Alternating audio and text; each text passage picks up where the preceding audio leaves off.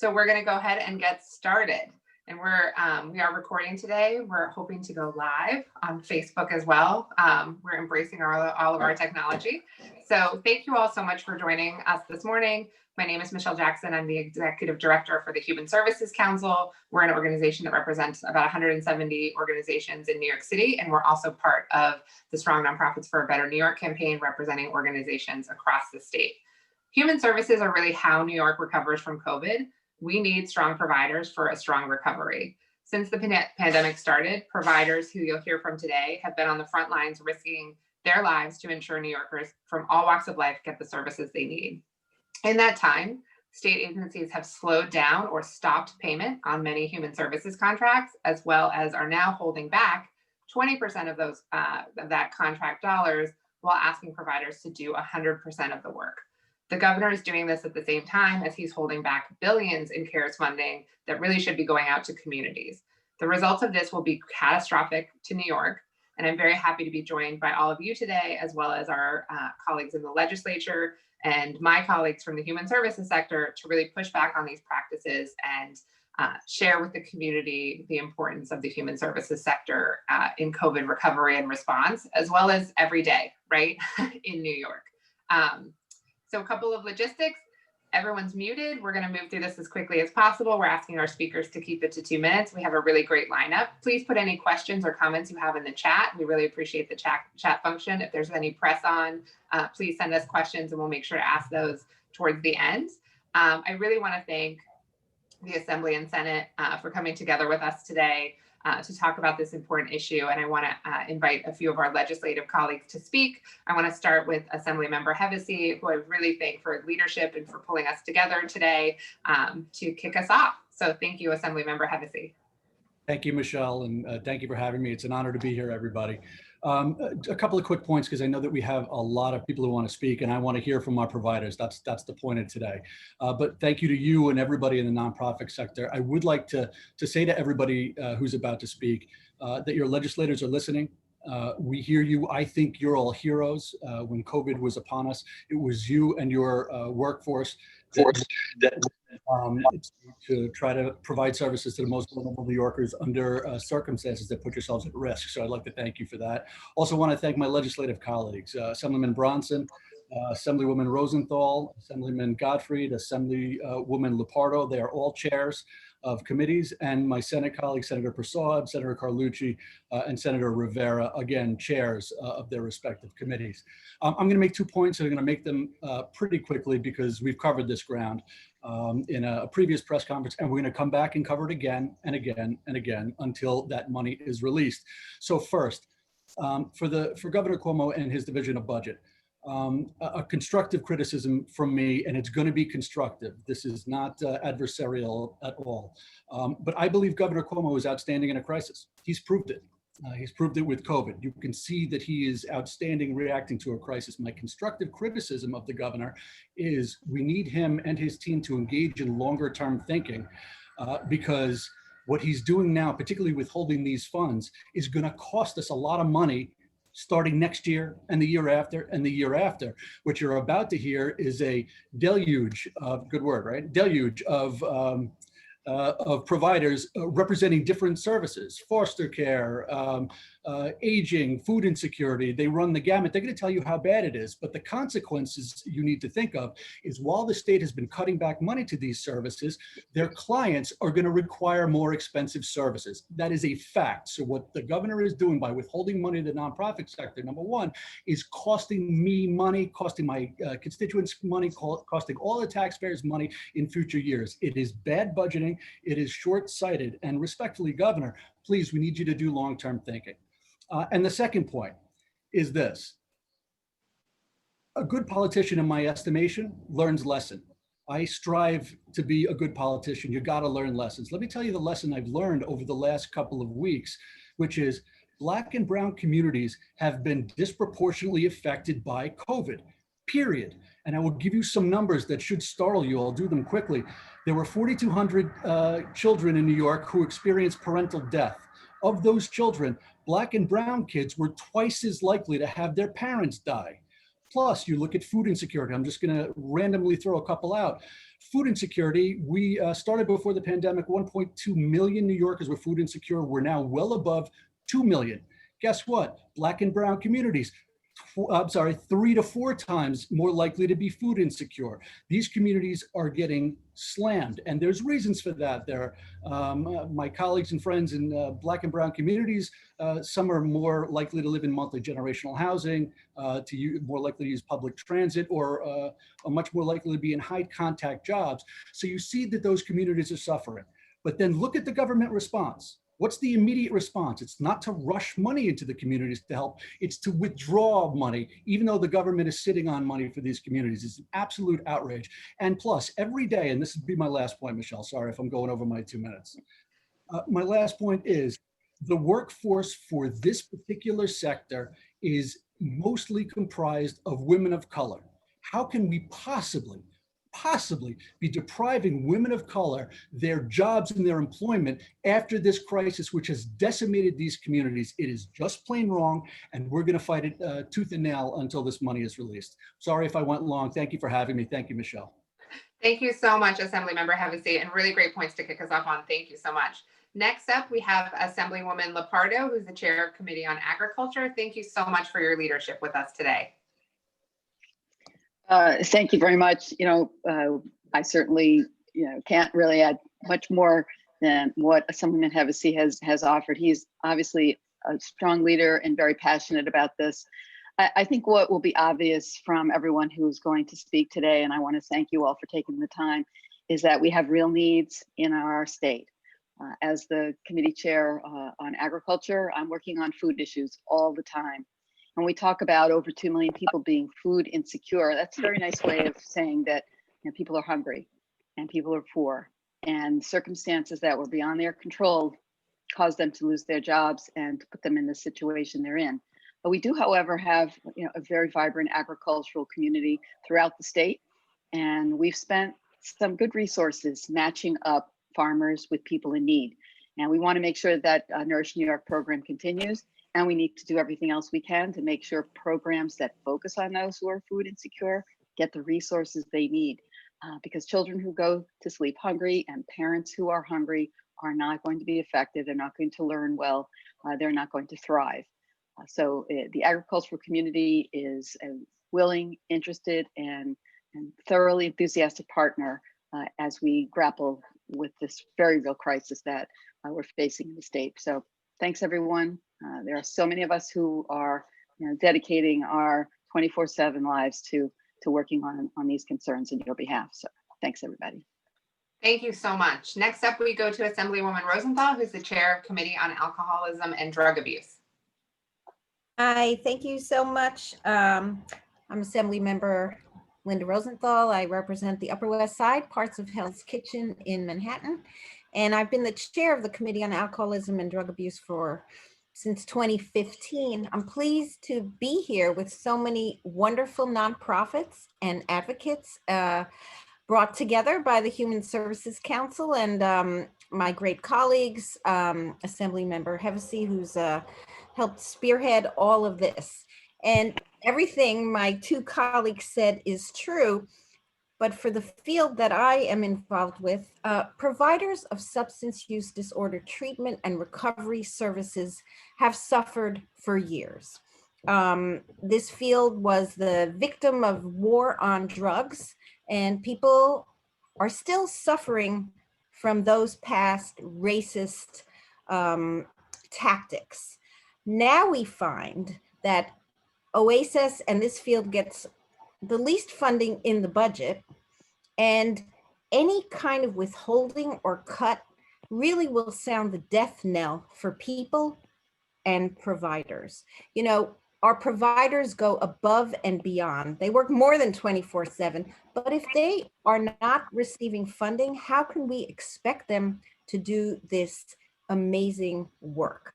And I know that during COVID, the Department of Health has still not released the numbers for how many people have died of overdose during this pandemic. And we know across the country, the numbers are large. More people are dying for numerous reasons, but the people who are keeping this at bay are the nonprofits, that you will hear from today who desperately need more funding. And there is $2+ billion sitting there and they need it. The whole sector needs it.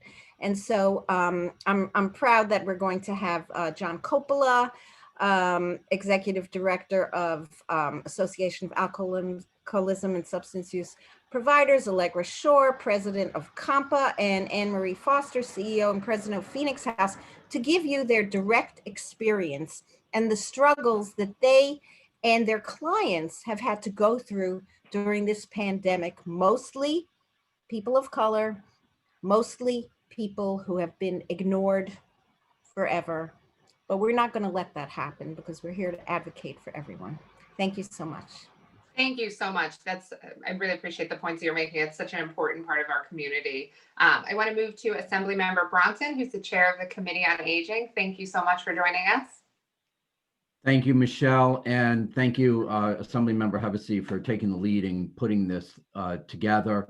I'm honored to be with my colleagues both in the Assembly and the Senate as we join with nonprofit service providers from across the state to call on the governor to release the remaining CARES Act funding. I'm chair of the Aging Committee, and I know our aging New Yorkers need these providers like Lifespan now more than ever. We must fund these frontline human service organizations so our loved ones can age at home with dignity. Many nonprofits entered this pandemic at a breaking point caused by underfunding, late contracts, high staff turnover, stagnant wages, fully tapped out credit lines, late payments, and limited or non-existing cash reserves. COVID-19 has dramatically increased the need for human services at a time where our workforce and program capacity has been diminished and destabilized. When nonprofit providers hurt, our families hurt. We need to financially support them so they can support our families. On behalf of all New Yorkers and my colleagues, we urge Governor Cuomo to release the remaining federal funding. Our families, our communities, and our state's economic recovery depends on it. Thank you. Thank you so much. We're so lucky to have such important champions and leadership in the legislature with us today and fighting with us on this issue. So thank you all so much for joining us today. We have over 114 people have joined today, showing the importance of this topic. I want to move on to to hearing from our provider community from across the state. First up is going to be Bill Getman, the CEO of Northern Rivers. Thank you, Michelle, and thank you to the members of the Assembly and the Senate. Northern Rivers is a human service and education provider, a foster care provider in the Capital Region. We serve about 18,000 individuals every year, kids and adults. When the COVID pause started, we asked our essential workers to leave their homes and their families to care for our kids. Kids in foster care, the kids who are in in-person education, the young people who need mental health services, they were all provided those services by our dedicated workforce. The pause, however, on the financial side is having a debilitating impact. Northern Rivers has over $1 million in delayed payments from New York State in both contracts and rates. And yet our creditors aren't saying to us, don't worry about paying your bill. I still have to pay for insurance. I have to feed our kids, and I have to pay our foster parents. So while we recognize the financial crisis impacting the state, we need funding to flow so we can make sure that the essential workers are providing critical services to the children, the families, and adults across the Capital Region. So I commend the Assembly and the Senate for your voices and ask you to be loud, and we'll get through this together. Thank you. Thank you so much, Bill. Next up, we have Lori Mcbain from Healthy Families. Hello, everyone. Thank you for inviting us today. My name is Lori Mcbain. I'm the program manager for Healthy Families of Rensselaer County. We serve a very diverse population. Our range is to the Massachusetts border, to the border of Columbia County, and to the Vermont border. We serve Rensselaer, Troy, and North Troy. We are a home visiting program that works with expecting and new parents, many who are incredibly vulnerable to begin with and who have suffered greatly in this pandemic. We recently did experience a budget cut, which meant eliminating 5 positions. And many of those positions were women of color and also single family households who are now unemployed. And for each staff that has been eliminated, it means significantly less parents that we can serve. We are in the position where we may have to make a decision about not serving the rural communities, which, as we know, they are already incredibly isolated. Through this pandemic, we've been the only source sometimes for emergency food, diapers, wipes. We've had to provide bus passes for families to be able to go and get testing for COVID. Families have really relied on us throughout this pandemic. We have been sometimes the only eyes on a household. We provide virtual visits currently, and I think probably 95% of our families have continued to participate with us and have counted on our support. Our host agency is St. Peter's Health Partners, and even though the budget has been delayed, in good faith, they continue to pay us. And they are also suffering related to the pandemic. And the lack of funding to us will greatly impact how much they can continue to support this program. And I'm gonna stop there. Thank you so much. And we also are joined from a part of the Healthy Families Program, a parent, which I think is a really important perspective. So I just want to take a second to say, you know, this is not about nonprofits. This is about the communities we serve. And I want to invite Natalie Russo, a parent of the Healthy Families Program, to speak.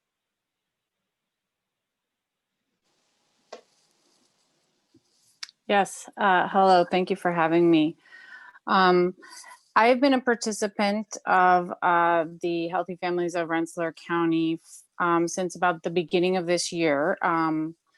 I recently relocated to the area, and Healthy Families of Rensselaer County has been instrumental in providing me with information about local resources that are available to families in this area.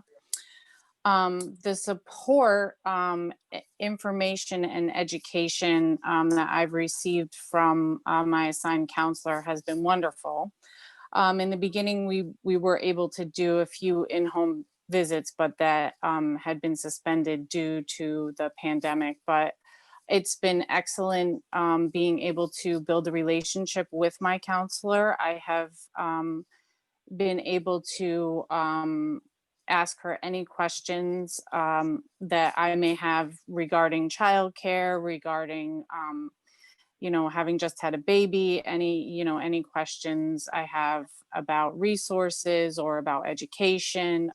She's been an excellent go-to person, and I'm really grateful to have had that experience. I'm grateful to be a part of this program. I think that they do really wonderful work, and I'm very hopeful that they will be given the funds to continue to support the families in this area. Thank you. Thanks so much, Natalie. I appreciate you joining us today. And we've also been joined by Senator Carlucci, who's the chairman of the Mental Health and Developmental Disabilities Committee. I'm going to invite him to speak. Thanks for joining us. Oh, we can't hear you, Senator Carlucci. Wait, yes, I think we can. Go ahead. Oh, no, we can't. Go ahead. It's kind of going in and out.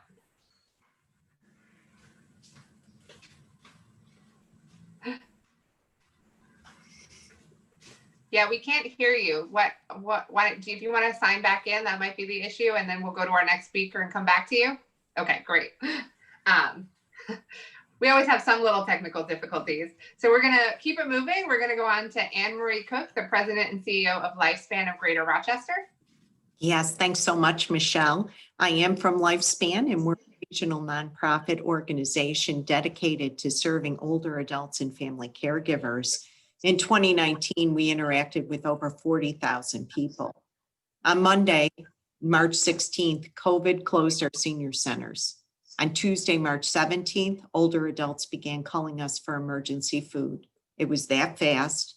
It was that immediate. And we just weren't prepared for the thousands of calls we received from older adults to receive emergency food and get prescription drugs picked up. They were concerned about their health, and they continue to wonder how long this isolation will last. I admit I didn't fully appreciate how much senior centers provided basic necessities. One 76-year-old gentleman called us and said, "I have one sleeve of Ritz crackers left. That's it, and I'm trying to figure out how to make this last." I'm also a member of the Council of Agency Executives, a membership organization of nonprofits throughout our region, and I've heard concern from other organizations. And there's a few things that are very clear. Never before have we had so much need for nonprofit service providers. Never before have we been so inundated with calls for help. And never before have we been so worried that we wouldn't be able to meet the need. We're just trying to fulfill basic needs of older adults, but we need help. Older New Yorkers need assistance to get through this crisis, and service providers are stretched to the limit. Freeing up any additional crisis funds will allow us as nonprofits to meet the basic needs of people in our neighborhood and the state who have borne the brunt of the negative effects of the COVID-19 crisis. Thank you for helping us serve older New Yorkers. Thank you so much, Anne Marie. So we're going to throw it back to Senator Carlucci.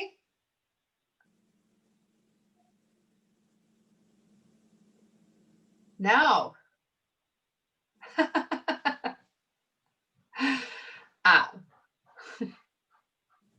No. And it doesn't show that you're muted. No. We'll try it one last time if you want to, and we, our tech people can work with your staff behind the scenes, see if we can get you back on. Sorry about that. So we'll come back to Senator Carlucci. Next, we're going to go to Fred Schack, who is the CEO of Urban Pathways. So good morning, and thank you to our elected officials. We really appreciate your leadership.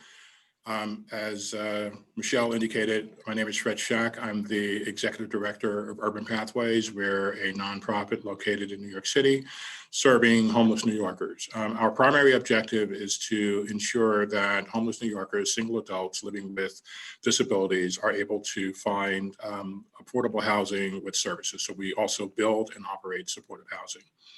There was a recent report done by Gantt that indicated that approximately 1,800 nonprofits in New York City will be closed in response to COVID as a result of a loss of funding. The reality is that a nonprofit closing in and of itself is not important. However, it is important that the services that they provide that are critical to this state will no longer be available to the New Yorkers who desperately need them. We are one of the largest employers in the state. Nonprofit sector employs over 300,000 people. As was already mentioned, many of them are women, and many of them are also people of color. The other thing that is really sort of telling is that 60% of our staff qualify for some form of public assistance. The reality is that when COVID struck in March, my staff, the 385 employees that work to service homeless people, either reaching out, doing street outreach, or providing services in our safe havens and our drop-in centers and our supportive housing, they showed up at work. In spite of all the risks to themselves and their families, they were there. And they were held as heroes by many of our elected officials, including the governor. I watched his daily news conferences, and he talked about how they were all heroes and really entitled to some kind of acknowledgement and recognition, and looked to the federal government to provide that support. It concerns me that there are federal dollars that are currently available that are not being released to the sector to allow us to provide for the services to our communities and to take better care of our staff. And I guess the other thing I would want to say is that we are a provider of housing, both supportive and low-income housing. And while I totally support the the prohibition on evictions.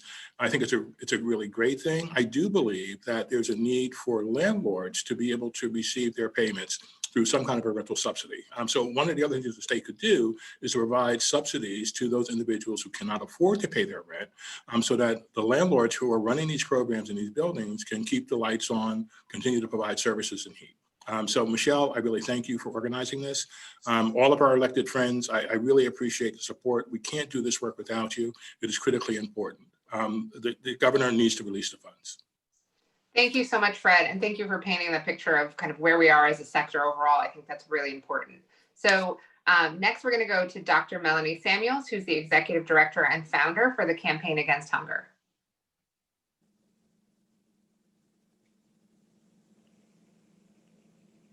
We can't, maybe you're muted.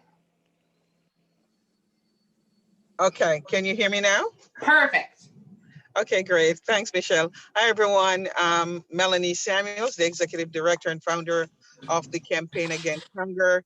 And as many of you have already alluded to, based on what we are understanding, COVID-19 has come in and really have impacted so many, especially people of color. And so the Campaign Against Hunger, since COVID-19, we have not received any direct funding from the state to meet our exponential increase that we're seeing. We are actually feeding 14,000 families per week. So that to tell you what our impact is. Non-for-profits like TICA have risen to the occasion to support impacted communities, but we are burdened with meeting the needs and with so little resources. One of the things we had to do most recently, by April, in the midst of the pandemic, we had to find a place for distribution because of the need. We had wraparound lined up of over 1,000 individual online. Now what we have done, we have moved into a warehouse space that demands, amen, and praise God. It not only have great demands upon the organization, but also us meeting demands that are now facing our community. Before COVID-19, we did 3 million meals per year. Since COVID-19, we have done already in the last 7 months, 8.6 million meals, serving over 330 individuals. That's just to give you an idea of the impact of food insecurity. 75% of those that joined our lines are unemployed, never been on, never had need for food. And so it is really concerning when we consider the delayed funding, and it has really put us in a precarious position. And we fear that as we continue with the unemployment line this great, that we will turn families away. We have such great needs: storage, space for food, the inability to move as much food as we need because we need additional vehicles. So there is right now a dire need in our communities. We have partners, 250 partners on the ground right now that are depending on us for a large amount of food at one given occasion so that they can distribute to their community. We are asking and hoping that the release of this $4 billion will come to light as soon as possible. It is an urgent matter now, and we're hoping and praying that there will be a change. Too many vulnerable families are hurting, especially women of colors who we are seeing on the line on a day-to-day basis. Thank you for giving me the opportunity to share. Absolutely. Thank you so much. And I think thank you for all the work you're doing. And food has certainly been one of the dire emergencies across the state as this has gone on. So I'm going to go back to Senator Carlucci. Maybe.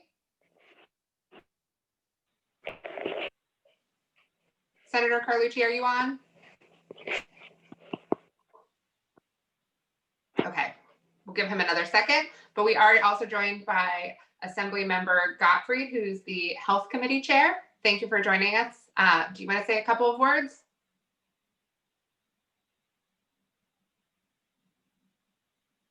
I'd be happy to. You know, human services providers in New York were living off austerity budgets for years before the COVID virus evolved. Their predicament and that of the people they serve has been made even worse, of course, dramatically worse with the epidemic. New York State has money from the federal government that could help provide people with food, help provide people with drug use problems, avoid overdoses. Overdose deaths have been skyrocketing in New York with the epidemic. So people are starving and people are dying, and people are going without a host of services because New York is holding back on this federal money. It's inexcusable. And the argument that, well, we don't want to spend it all at once because we might run out, a few months from now. A few months from now, a lot of these human services agencies will be out of business. And a lot of the people who they serve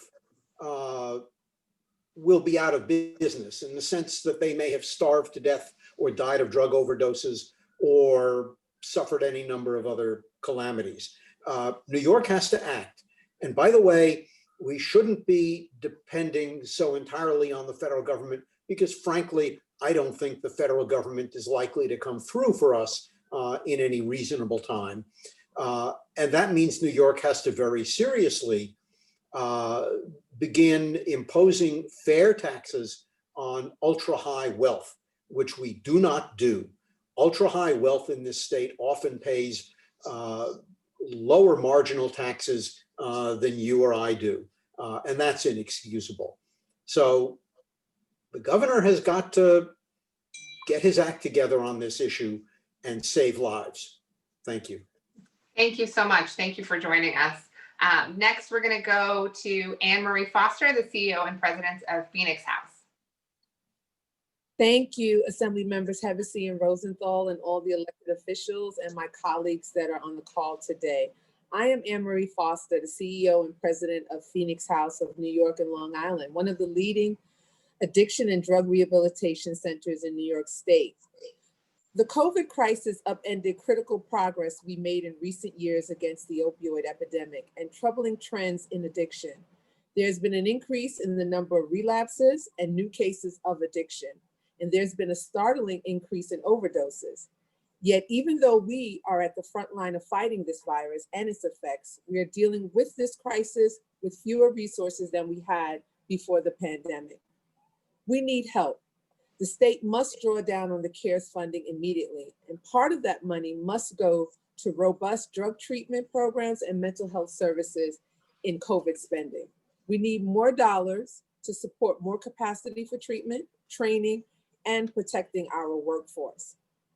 And more dollars to support those that are going into the field of social work, peer advocates, and certified recovery peer advocates, as well as the expansion of telehealth and the technology that's necessary and training to support that technology and providing adequate addiction care to New Yorkers going forward.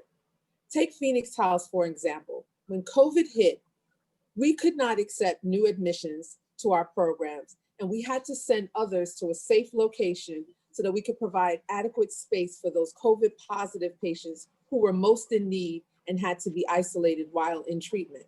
We essentially became an urgent care facility on top of being an addiction care treatment facility, at great risk to our staff and to the remaining patients that we serve. Yet we lacked the adequate resources and equipment that was necessary. And like many others who spoke already, food insecurities is a real issue. And for the first time in Phoenix House's history, we also provided hundreds of meals to families through our recovery center in Bedford-Stuyvesant, Brooklyn. As the pandemic continues, we cannot let this happen. Abandoning drug treatment now would lead to far more coronavirus deaths and will also greatly increase the cost it will take to turn the tide against the opioid epidemic once again. We can't afford that. We've made some progress. We need to draw down on those funds, support these programs. Addiction care is COVID care. We must prioritize our programs. Thank you. Thank you, Anne Marie. Exactly. Ditto. Thank you for so much. That's such an important point.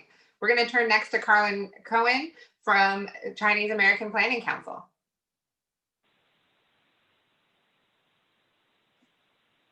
Oh, we can't hear you, Carlin. Oh, how about now? Yes. Great. Good morning, everyone. My name is Carlin Cohen, pronouns they, them, and she, her, and I'm here on behalf of the Chinese American Planning Council, CPC. CPC is the nation's largest Asian American social services agency, working with over 60,000 Asian American, immigrant, and low-income New Yorkers in each year. And I want to echo what a lot of my colleagues today have said about nonprofits in our communities not having the funding that we need to serve our communities during this crisis. But what I really want to talk about is how we don't have the time. Our community members that have been food insecure since March, that have been skipping meals, that have been rationing their food and relying on CPC as their only source of food deliveries don't have time to wait for more funding. Our seniors that have relied on us to deliver them their medications and to be their only source of information because they can't pay their phone bills and don't have access to any sort of digital devices or other information, don't have time to wait for more funding. Our young people that are struggling in school because they are limited English proficient and have been texting and calling our staff with suicidal ideations because they don't know how they're going to afford to bury their parents that have died during COVID-19, don't have time to wait for more funding. And our employees that have been coming in diligently every day, despite earning low wages, despite being eligible for public benefits, despite having no hazard pay whatsoever, don't have time, and neither do our organizations that are working with a huge skyrocketing need in our communities, have had to lay off staff, have had programs cut here and there. We don't have time to wait for more funding. We shouldn't even be here today arguing for increased funding for our communities. And in fact, we're not even asking for that. We're just asking for funding that has already been allocated to be expedited to our programs, our staff, and our community members who need them. The conversation we should be having today is how we infuse a massive amount of funding into the communities that are being hit the hardest by this public health and economic crisis, rather than talking about how do we just get existing funding to us. But at the very least, it is absolutely urgent that we release this CARES funding and that we then work towards providing the funding that is necessary for our organizations and our communities to make it through this crisis. Thank you so much to HSC. Thank you to Assemblymember Hevesey, who's been a huge champion on this, all of the elected officials that have showed up today for understanding the urgency of this moment, and thank you for continuing to fight alongside us. Thank you so much, Carlin. This really is urgent for people and communities, and it's an important point to highlight. So, Senator Carlucci, have you been able to rejoin? Yes, I figured it out. Sorry about that. I was just building the anticipation and letting all these great speakers speak. And like Carlin just said, the opportunity is now. It is so urgent. But first, I just want to thank all of the elected officials, but particularly all the service providers that are on this call right now for all the work that you're doing. You've really stepped up and have been tremendous during this unprecedented time. So in New York, look, we're the Empire State. Our motto is Excelsior, ever upward. We have to be a model for other states to follow. And that's why we're here in one collective voice to say, let's not be penny wise and pound foolish. If we don't pay the price today, we will not be able to afford the price tomorrow. The costs are only going to increase. The situation is only going to get worse. We are in an unprecedented time with different problems that we've never seen before. And when we talk about our safety nets in New York, which we should all be proud of, the work that we've done to uphold those safety nets, we know in this unprecedented time that they're not the same nets that they were. We see one of the glaring examples is in reports of child abuse and neglect, that we see that the rates of reports are down tremendously. And to many people, they say, oh, okay, isn't that a good thing? Well, we know that no, it's a disastrous thing, that usually this time of the year, we see those numbers skyrocket. And because many children are not interfacing, seeing their teachers or their guidance counselors, not seeing the bus driver or the nurse in person, that many of the social safety nets that we have come to depend on are now falling by the wayside. So now is the exact opposite time we should be cutting back, that we should not be putting funds into the full force. Now is the time that we need to make sure that the money is available. And I stand with all of you in your commitment to serve our most vulnerable populations and calling in one collective voice to release the funding to make sure that you can do your jobs and do it effectively. So with that, I want to thank you and look forward to standing with each of you as your partner to help the communities and all of the individuals that need our help around our state. So thank you so much, and let's continue to stand together and push back and make sure that individuals that are most vulnerable are getting the help, the support, the resources that they need. Thank you. Thank you so much, Senator Carlucci, and really important words. Thank you for trying to get back on. I appreciate it. Next, we're going to go to Kelly Gonzalez, the Deputy Director for the Center for Community Alternatives, and also the Chair-elect of the Human Services Leadership Council of Central New York. Thank you. Thank you to our elected officials and amazing colleagues. I'm honored to be the Deputy Director for the Center for Community Alternatives. We serve New York City, Central and Western New York, including Syracuse and Rochester, and the Chair-elect for the Human Service Leadership Council of Central New York, a membership organization and coalition of leaders of nearly 70 human service nonprofit agencies serving Onondaga County, Greater Syracuse area, and Central New York.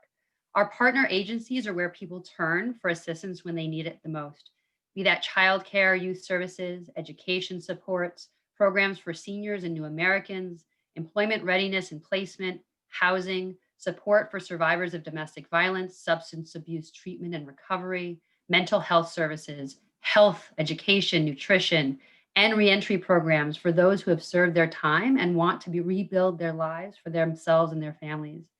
During these unprecedented times, our communities need these programs more than ever. Indeed, we have seen the disparate impact a health and financial crisis has on our most vulnerable neighbors. The ability of our sector to provide these essential and often life-saving services are threatened when state funding is withheld. Nonprofits are frontline workers. We are the safety net, and we do this with fiscal efficiency, coupled with professional expertise and the dedication to every community we serve.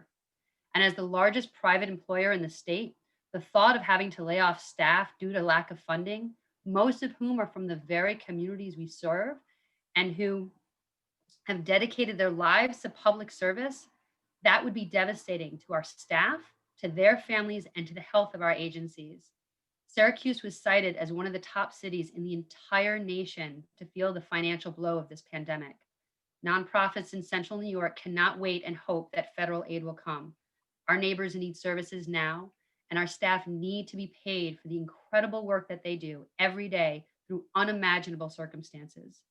Right now, the state can ensure our ability to provide vital services and jobs by releasing the CARES Act funding to pay all nonprofit contracts immediately, register late contracts, pay out invoices on existing contracts promptly, and halt the 20% withholding on reimbursements. We urge the governor to release this funding to allow our dedicated staff to help New York communities, families, and individuals when they need it the most. Thank you so much. Thank you so much, Kelly. Next, we're going to go to Glenn Levins, the CEO of the Mental Health Association.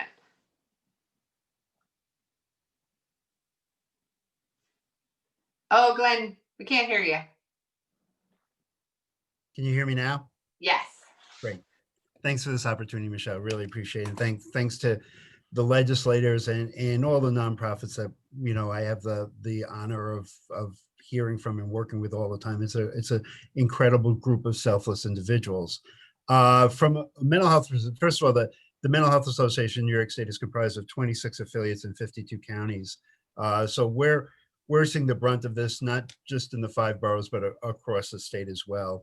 What we often say is this pandemic is not just a physical health issue, it is a mental health issue. I think we all realize this across the country, but I think it's important to talk about the fact that according to a Kaiser Permanente study from a few months ago, 45% of people say that their mental health has been dramatically impacted by COVID, and that's from several months ago. But a even more compelling study, I think, among young people is that University of Kansas did a study that said young people between the ages of 13 to 18 during this pandemic say that mental health is the #1 issue that they're facing.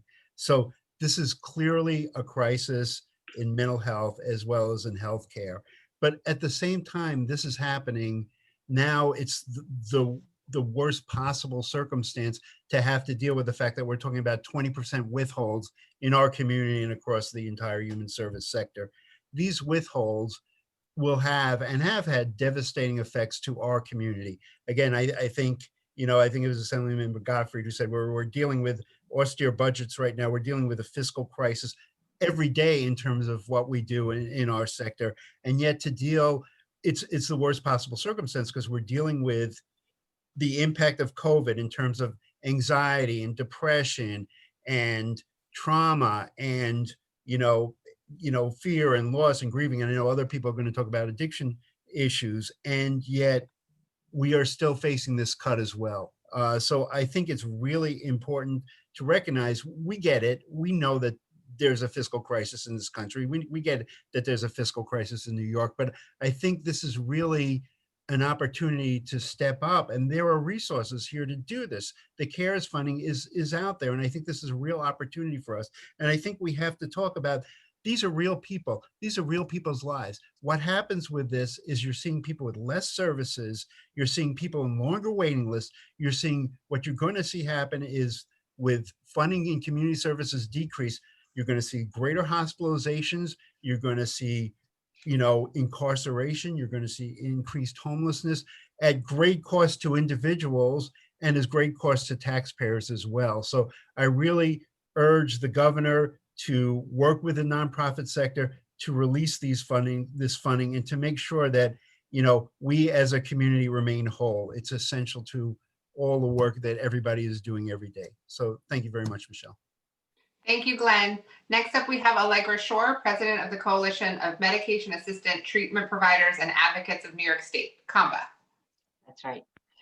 Thank you very much. And thank you for the introduction. And I'd like to thank all the legislators and all the colleagues that have been here today and that we work with. I want to echo everything that's been said so really eloquently. So I will sort of target my comments to the OTPs and the medication-assisted treatment providers, because we're very concerned about the destabilizing impact that these withholds and I think accurately the lack of funding that we've been seeing for years has had. And in particular, when you're looking at medication-assisted treatment, when patients once you start destabilizing medication-assisted treatments, then patients have a lack of tolerance, and you start to see a real increase in overdoses. We've already been seeing that with the pandemic. You've already seen these increased overdoses. And you're really starting to see these two, the pandemic and the overdose rates, collide. So I want to really talk for a minute. There's a 2017 study that addresses very, I think, distinctly, when you see overdoses, you see a significant impact in that the overdoses go to ICUs. And then again, ICUs, we're looking at ventilators. So I think the issue here that we're looking at is timing. So these CARES Act funds, we don't have the time to wait, because we are already seeing the COVID starting to rise, certainly in zip codes, and we're going to see it, unfortunately. I think we've seen the history all too quickly. So the window is closing. We just don't have the time. And I know there's a fiscal crisis. I think we're all aware. And it would be wonderful to think the federal government will step in. Certainly, we hope they do. But these are not, we can't use this for a rainy day when we're looking at a tsunami. So all that we can do is hope that the governor, we appeal that, hopefully there'll be some long-term planning. We certainly agree with that. But at the moment, we need the help today. We need to be able to pay the bills because we won't survive. And that's what we're here to tell you. Thank you for the opportunity to make that statement. Thank you so much, Allegra. Really important points. We are down to our final two speakers. We're going to finish on time or close to, I promise everyone.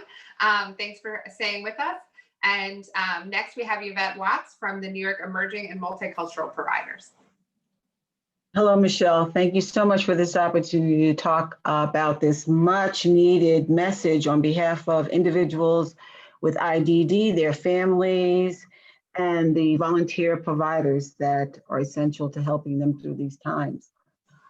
Since the start of the pandemic, provider agencies for individuals with intellectual and developmental disabilities have incurred more than $100 million in additional payroll costs, more than $16 million in PPE, and a significant loss in program revenue without any additional resources from the state.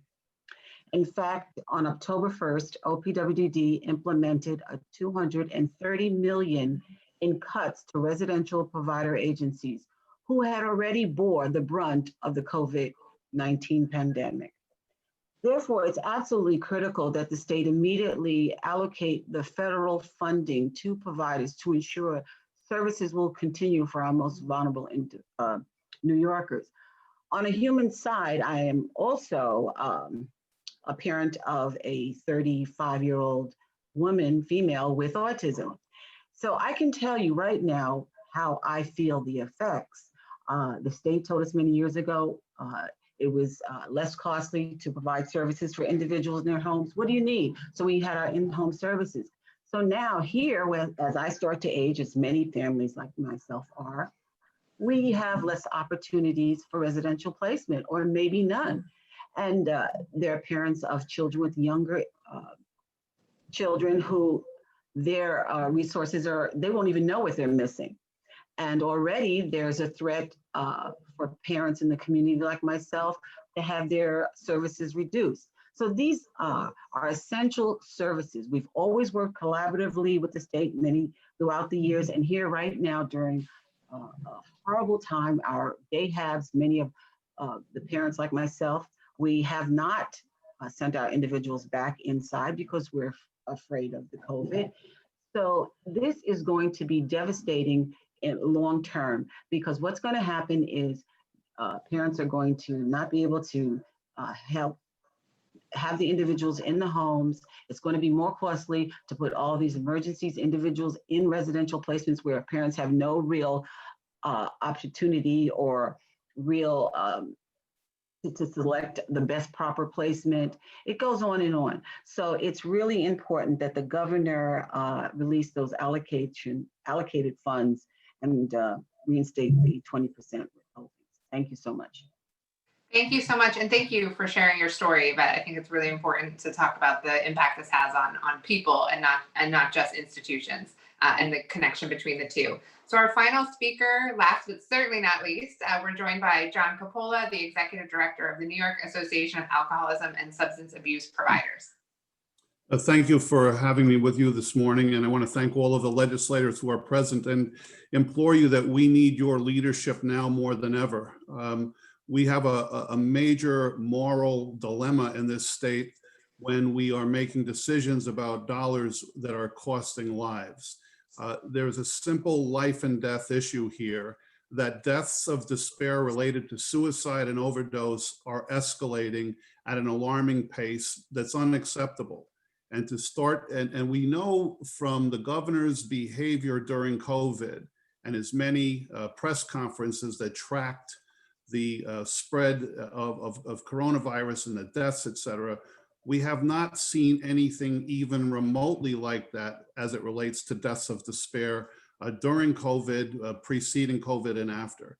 I think that Assemblyman Gottfried correctly pointed out that New York State is stepping over dollars to pick up pennies. And the pennies are coming out of the pockets of the human service sector, which is really the backbone. And during a time when we're starting to focus on diversity, equity, and inclusion, the communities that are most impacted by deaths of despair and multitude of issues are those very people who are marching in the streets and asking for justice. So for legislators who are participating in this press conference, we need your leadership more than we've ever needed it before. 20% withhold is a 20% cut to every single agency that needs to pay bills today. And they are in a dilemma with the federal funding that they've received for payroll protection. They don't know if they should use the funds or not use the funds because they're worried that they're going to be penalized if they do use them, and have absolutely no idea, what the rules are anymore in terms of how to run their organizations and what they can rely on for funding. So I want to thank Assemblywoman Rosenthal for her leadership and for correctly pointing out that our systems have been neglected for decades, and we're starting, and God bless Phoenix House for the work they did passing out food in Bedford-Stuyvesant. It's our community has done an extraordinary job in continuing to do our good work in the midst of COVID, and we absolutely need, this is not about the release of funds. This is about using funds and investing in the very services that our community needs most at the time when they need it most. And we thank you very much for your leadership, and we just implore you to continue to be our champions. Thank you. Thank you so much, John. And thank you so much, everyone, for joining us today and spending an hour with us to raise attention for these important issues and the importance of the nonprofit sector. I want to thank Assemblymember Hevesey, Lepardo, Rosenthal, Bronson, and Gottfried, and Senator Carlucci for joining us today. And I do want to give a special thanks to Assemblymember Hevesey for bringing us together on this important issue. I really want to thank the providers who took the time today to share the importance of this issue and tell their stories. It's very important for our community to speak up, and we appreciate your leadership there. I just want to close by saying, imploring the governor and our state representatives, we don't have time to wait. We need the state to act now to serve communities. Nonprofits have overextended themselves to lead where the state is failing. These are really costly mistakes, as you've heard. I really like that we're stepping over dollars to get to pennies.